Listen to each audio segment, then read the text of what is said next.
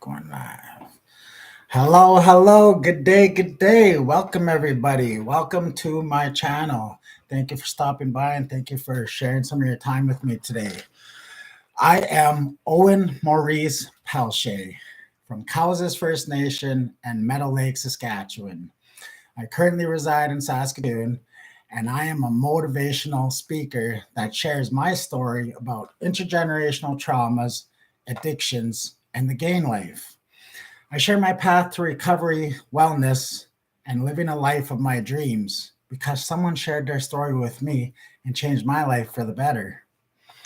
Through my platforms, I hope to inspire others to pursue their destinies and become their best selves. This is my calling, and it gives my life great meaning, purpose, and significance. Thank you for joining me for today's motivational message. For today, we're going to be talking about courage, time, and a trust in the process. So I'd like to begin by talking about Straight Up. Straight Up is a nonprofit organization in Saskatoon. 20 years they've been in the business working with gain members, ex-gain members, helping us to get out of that lifestyle and to pursue a healthy life. Not a lot of organizations that I'm familiar with work with gain members. When I was a gain member, I always had to lie about being in a gain so I could access resources. So when I joined Straight Up and they're like, this is the criteria, you got to be a gain member or ex-gain member to join us. I was like, whoa, this is different. Now, I can be honest. Whoa, that's major. So I was a client at the Calder Treatment Center dealing with addictions to drugs and alcohol in winter of 2018. That's when Straight Up came there. They did a presentation with Father Andre. He's the one who started Straight Up 20 years ago. And I sat in the back and I said, I want to be a part of this. This is great. Before joining Straight Up, I already knew in my mind that I wanted to be a motivational speaker. Like I had this set. I was in the park envisioning myself speaking to crowds, but it was nobody in the park, but I was visualizing it. I was getting chills when I was doing this because it was a process that I was going through. I was going through a spiritual awakening of sorts. Spiritual awakenings, some people go through it this way, some people go through it this way. No two people are going to go through the exact same spiritual awakening. But for myself, that's how my process went. So I knew I wanted to join Straight Up. People were telling me, Straight Up does speaking. That's what they do. You should join them. And I was like, oh yeah, I'm an ex-gain member. Totally works with them. So I joined Straight Up while I was at Calder. And 2 weeks later, I was sharing my story at Kilburn Hall with the youth there. And it was so powerful for me when I left Kilburn Hall. I remember being overcome with this feeling of joy and significance and meaning. I was like, whoa. And I'm not a crier, but I could feel like some tears wanted to come at that time, like happy tears, like significant, meaningful tears, because I had found my purpose and my calling, and I knew this is what I was meant to do. Just the feeling that I got. You connect with people, right? We're feeling beings. There's not enough emphasis given on that. We're feeling beings. We feel each other out. And the way I felt from those young men, it was just a beautiful experience. And I'm really grateful that I was able to be a part of that. I've been to Kilburn Hall many times since that time, sharing my story in their sharing circle. I've stayed close to Straight Up. I moved into McLeod House, which is a men's recovery home, because I knew my recovery needed follow-up. And it was like 2 blocks from the Straight Up office. So I'd walk there every day. I'd walk there just to go hang out and be around healthy people. Father Andre took it upon himself to mentor me and guide me. And he didn't have to do that. He did that for me one-on-one. And he taught me a lot of amazing things that really helped me to find my way in my career of what I wanted to do. So I'm very, very grateful for that. So I joined Straight Up. I'm working with them. I'm sharing my story. And what I realize is the more I share my story, the more I'm healing and the more I'm inspiring others. I'm giving them hope and courage that they can do that as well. How many of us live that lifestyle and we hold it in, these traumas? We don't share it. We keep it quiet. We don't tell anybody. And it makes us sick. It makes our medicine wheel unhealthy and unbalanced. So we need to rebalance our wheel. And I've learned through Straight Up and the work that I've done is talking and letting it out. That's how we rebalance ourselves, because we get guidance from people if we're open-minded to receive that. Some of us are closed-minded and we don't want to hear it, and we don't grow like that. So you have to have an open mind. It's very important for the process of healing and growing and rebalancing your medicine wheel. So I did a lot of presentations with Straight Up, probably over 200 presentations I've done with them, and probably 100 virtual presentations during the COVID epidemic. And that was fine. I didn't like it at first, but I realized we have to do the things that we're uncomfortable with, that we don't want to do, but we know we need to do to get us to that place where we want to be. That's a part of the process. So I was with Straight Up for a while, and then the pandemic hit us, right? And it rocked everybody. I was no exception. It rocked me too. And I ended up slipping in my recovery. Like, I struggled with addictions for over 20 years. And just because I got a year clean, I thought it was all good. And it wasn't. I stopped going to meetings because of COVID and the restrictions. Everybody's isolating. I started doing what I knew, smoking weed and drinking alcohol. And so I was struggling a little bit. And Straight Up was aware of this, and they didn't judge me for it. They more or less helped me up, helped me to dust myself off, and they walked with me. They didn't walk in front of me to lead me. They didn't walk behind me to push me. They walked beside me to support me. And I'm very grateful for that. They've taught me so much. In September 2020, they had an opening. They're hiring for a lived experience mentor for their members only. So I drafted up my resume and I went and took it to them. And I didn't have high hopes, because I was struggling at that time. And they knew I was struggling, but they still opened their arms and they received me, and they ended up hiring me for that position. I was shocked. I was like, whoa, I got the job. I got hired. That's beautiful. So I got the job, and I've worked with them, developing my professional skills, my personal skills, my healing. I've been with them working as an employee for close to 2 years. And it was a transformational process. I didn't realize what I was getting into. The same with schooling. I didn't realize what I was signing up for. I thought I was just signing up for academic, but it's so much personal growth and healing that comes with these places, these people. You're part of a family. You're not just a name or a number. You're part of the family. So it really transcended my life and transformed me in amazing ways. I'm really grateful for that. We have to be aware when it's time for us to make changes in our lives and grow and go to that next level. Subtle signals and signs will appear, but it's whether you have that open mind to catch that or not. If you're in touch with your divine, if you have a connection, if you believe in the signs. Like, a lot of people believe in angel numbers. I believe in angel numbers too. They speak to me all the time, and I trust it. I trust in that process, and I believe it. It works for me. Doesn't work for everybody. That's okay. We need to find what works for us as individuals. Angel numbers work for me, and I utilize that to my advantage. It's all a perspective. How do you see the world? Do you see the world as a loving, kind place full of opportunities? Or do you see it as a cold, hard place where nobody cares? That's on you. That's on me. That's up to us, our mindset, perspective. So I recently chose to make a major move in my life because I've been developing my business. I've been growing my business. People are reaching out to me. They're having me come and speak. I'm sharing my story. I'm motivating, inspiring people. And the feedback that I'm getting, this is what really helps, really solidifies it for me, is the feedback I'm getting from people. Oh, you've helped me so much. You inspired me. Now I share my story. Now I talk because of you. When people say that to me, the feeling I get is overwhelming, and it really resonates with me and helps me to know that I'm making the right moves and the right decisions in my life, and I'm doing the right thing. So I recently put in my work notice at work. I gave my 2-week notice, and I said, hey guys, it's time for me to move on. It's time for me to make that next step in my life and to grow to higher levels. And I can't do that while I'm working there with them. When you work for somebody, you're in a box. You can only do so much. I could only do so much. And if I wanted to do something, I'd have to ask the boss or whatever. And it was hard for me. I didn't have time for my book. I didn't have time for my presentations, trying to make my workshops, family, trying to balance all these things as well as a full-time job is really extremely difficult. And I thought, you know what? I'm in a perfect opportunity position here to make a move and it requires a lot of strength and courage. And there was a lot of fear involved as well. But I put in my 2 week notice. I said, I'm moving, I'm leaving, I'm becoming a full-time entrepreneur. I more or less, as Tony Robbins says, burn the boats. If you want to take the island, burn the boats.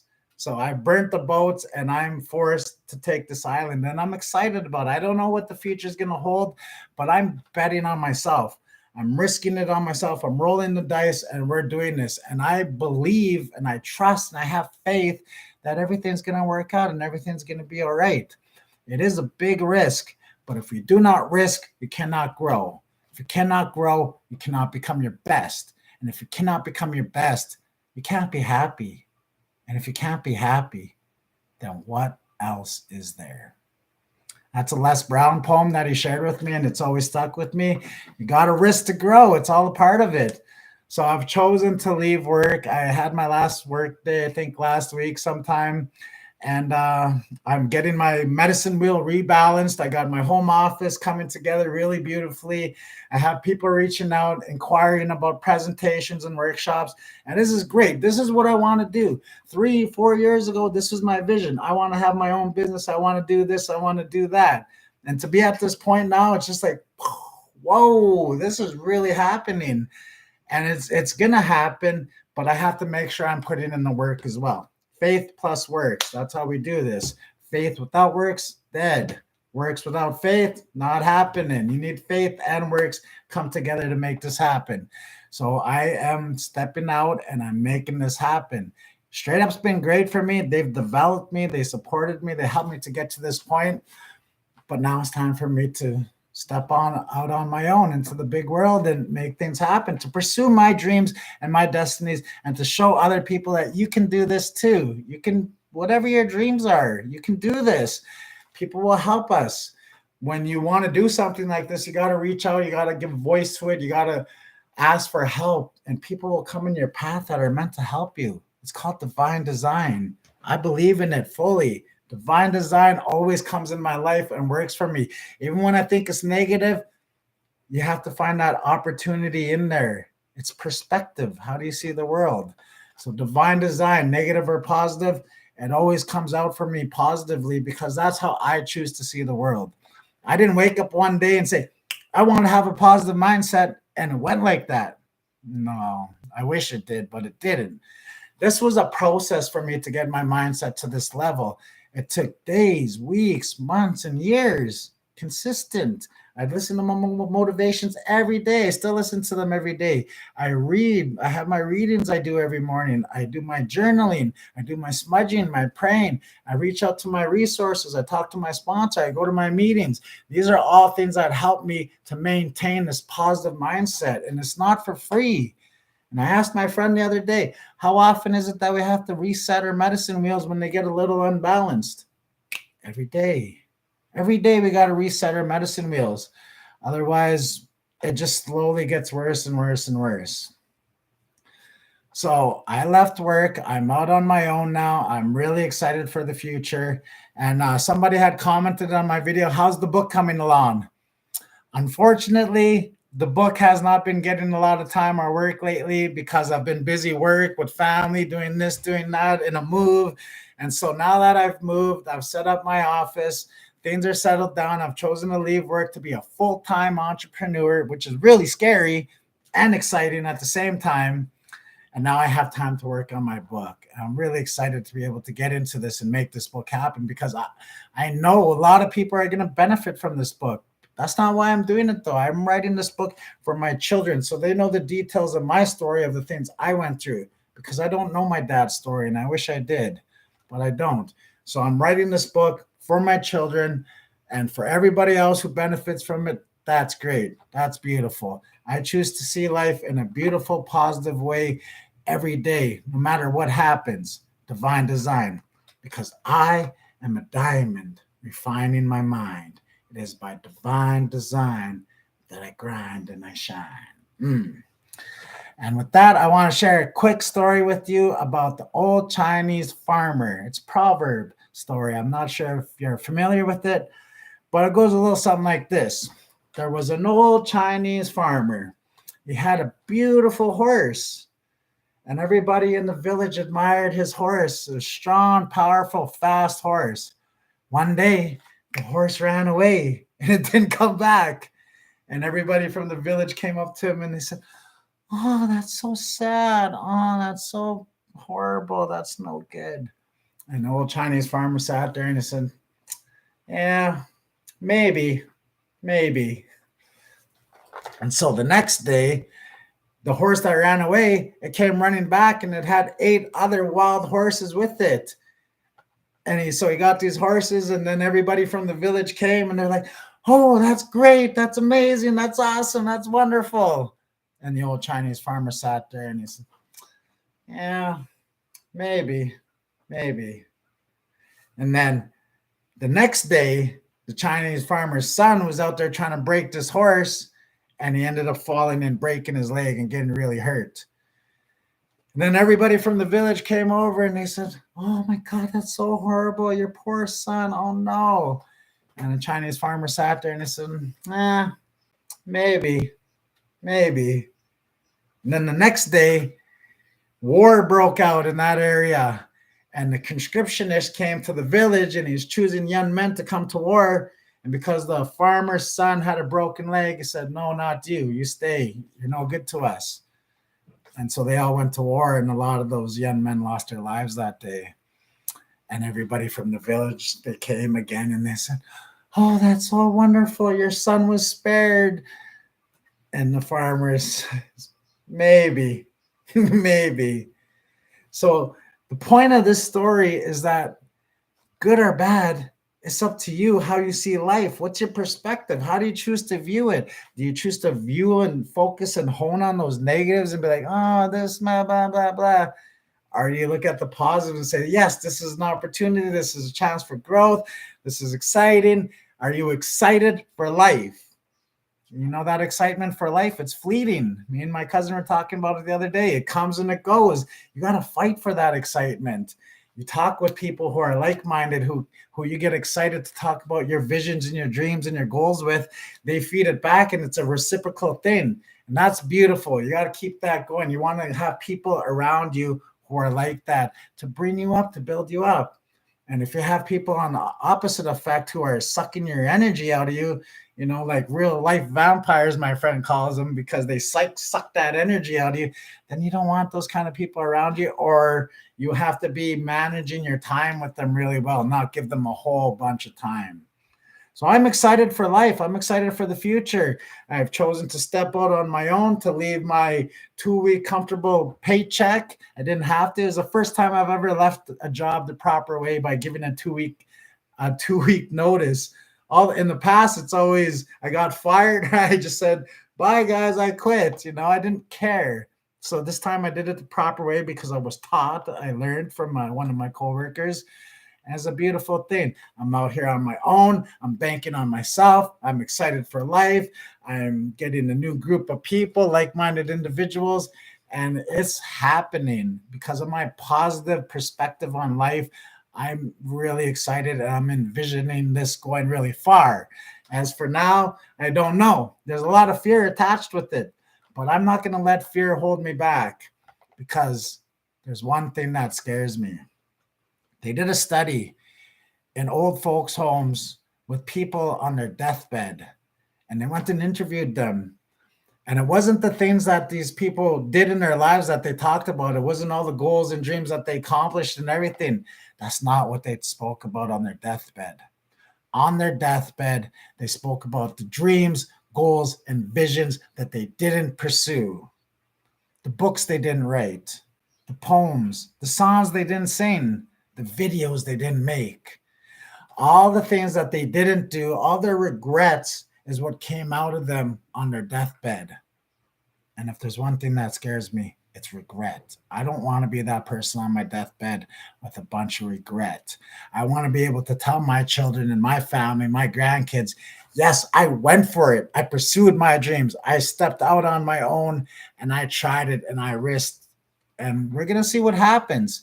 So for those of you who are having some second doubts or questioning yourself about doing what it is that you want to do, if it scares you, then you need to do that. That's how this works. We need to do the things that scare us in order for us to grow and achieve those dreams and elevate to higher levels. This is Prestigious Palshay. I hope you enjoyed my video today. I hope you enjoyed the message. If you did, subscribe, like, share the video. We're out here, we're doing it. If you know anybody that interested in booking me for a presentation or a workshop, hit up the Gmail. And I hope you guys have a great week. Thanks. Peace out. Boom.